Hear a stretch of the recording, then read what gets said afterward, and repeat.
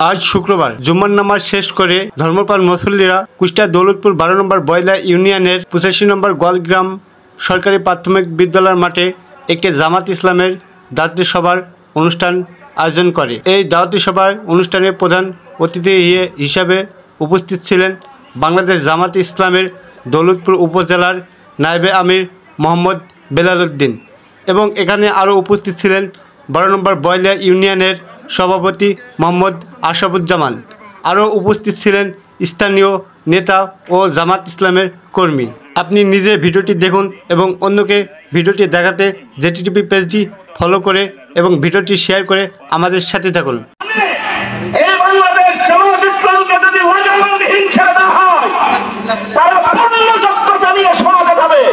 সমাজের নেতৃত্ব কর্তৃত্ব তাদেরকে আলিঙ্গন করবে, অনায়াসে দেশে ইসলামী শাসন ব্যবস্থা প্রতিষ্ঠা হবে।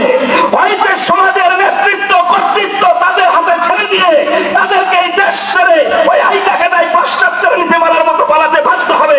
কাজেই তারা এই দেশ ছেড়ে যাওয়ার ভয়ে এতে বাংলাদেশ জামাত ইসলামকে বাধা করতে হয়।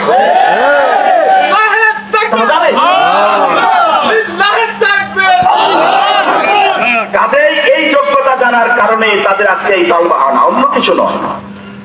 আপনার কি ছেড়ে দেবেন তাদেরকে? ছেড়ে দেবেন না। তারা এখনো বলে বেড়াচ্ছে, অনেকেই বলে বেড়াচ্ছে হুজুরেরা আবার দেশ চালাবে, হুজুরেরা আবার দেশ চালাবে। বাংলাদেশ জামাত ইসলামের সংগঠন কি দুর্বল? বলেন। লক্ষ লক্ষ কর্মী, একটা কর্মীকে বলতে পারবে বাংলাদেশ জামাত ইসলামে নামাজ পড়ে না? একটা কর্মী বিড়ি সিগারেট খায়? একটা কর্মী সাদার সঙ্গে জড়িত আছে? একটা কর্মী কি দেখা যায় অবৈধের সঙ্গে জড়িত আছে? নাই। লক্ষাধিক রুকন, এদেশের লক্ষ লক্ষ ছাত্র শিবির, একটাও কি অবৈধের সঙ্গে জড়িত?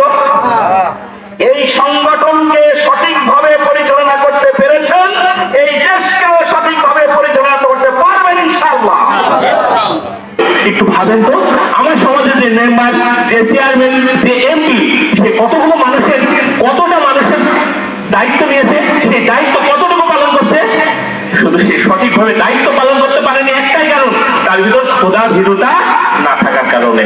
এই জন্য আজকে আমরা সিদ্ধান্ত নিতে হবে আমাদেরকে, এই জন্য আমাদের চিন্তা করতে হবে, এই জন্য আমাদের ভাবতে হবে যে কোন লোককে আমরা ওই ক্ষমতার আসনে বসালে আমাদের অধিকার যে চেয়ে নিয়ে আসতে হবে না, আমার বাড়ি পর্যন্ত অধিকার পৌঁছায় যাবে। তাই কিনা বলেন? এই চিন্তাটা করতে হবে কিনা, আমাদের সেই লোককে চুজ করতে হবে কিনা। যদি চুজ করতে পারি তাহলে এই সমাজটা সোনার সমাজে রূপান্তরিত হবে।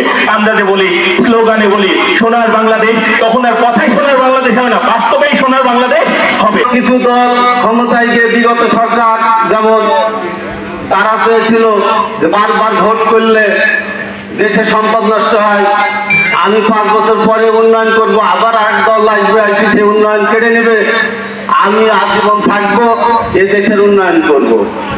আসলে উন্নয়ন করতে যে কি করেছে, আজকে সেই স্বৈরাচারের টিকিট সে গ্রহণ করেছে, সে জালেম সরকার হিসাবে পরিগণিত হয়েছে আমাদের কাছে, যার কারণে তাকে আবার সেই টেনে এসে তাকে জোর করে এই দেশের জনগণ সেই রাষ্ট্র ক্ষমতা থেকে আবার বিতাড়িত করেছে।